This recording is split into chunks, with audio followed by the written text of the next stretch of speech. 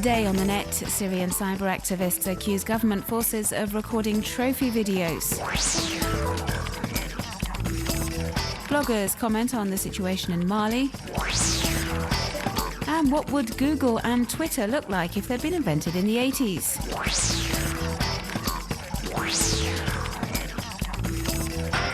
The Syrian regime's deadly repression continues despite promises from Bashar al-Assad to conform to Kofi Annan's peace plan. It would appear that on some occasions government forces have actually filmed scenes of the crackdown to use as trophy videos to frighten rebels and show them what's in store for them if they don't back down. Although difficult to verify, the footage has been widely relayed online by cyber activists to testify that over 1 year on, the ruthless repression continues.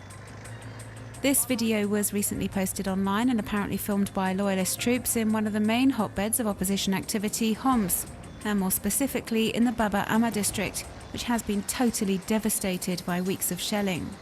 We see soldiers on a tank. They're smiling and laughing as they drive through the ruins, seemingly proud of reducing numerous parts of the city to rubble. This other extremely disturbing video was posted online by a Saudi Arabian blogger and is said to have also been filmed in Baba Amma, Homs, a few days ago.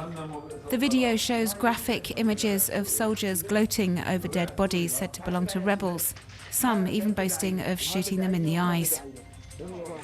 And it appears some have taken the horror to a completely different level. As we can see in these images, which are doing the rounds on sharing sites, some soldiers, like here in the Damascus suburbs, even had photos taken in front of rebel corpses as a souvenir, like some kind of sick hunting trophy.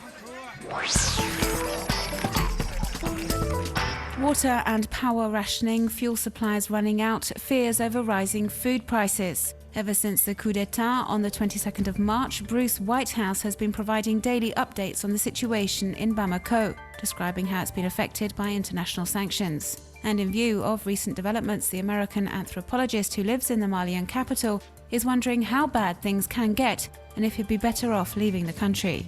Writer Solo Niare lives in France and over the past 2 weeks has been posting videos on the internet slamming both the instigators of the coup, saying they're imposters, and France. He thinks the rebels continuing their advance in northern Mali is one of the consequences of international intervention in Libya, which led to Tuareg rebels fleeing towards the Sahel.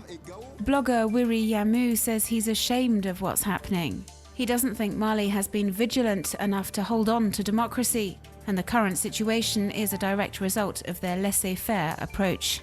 Fatagoma Mohamed Ouattara is a blogger living in the US and he expresses a similar sentiment. He thinks it's time for Mali to pull itself together. He's written an article for the site Mali Web saying if it prompts a wake-up call for the people of Mali to rebuild a new democracy, then he thinks a military coup could actually turn out to be a positive thing. What does a day in the internet represent? The site mbaonline.com has published this extremely detailed infographic containing all sorts of info on web users' habits. We learn, for example, that in 24 hours, 294 billion emails are sent, 250 million photos are shared on Facebook, and over 850,000 hours of video are uploaded to YouTube. There are all sorts of interesting facts and figures, providing a concise overview of the web of today.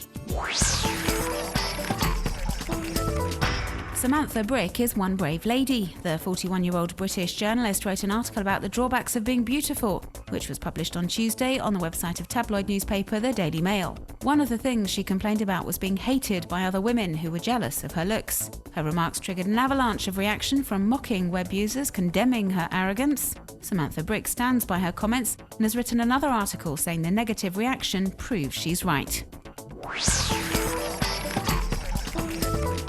What would the search engine Google or the microblogging site Twitter look like if they'd been invented in the 1980s, in the early days of consumer computing?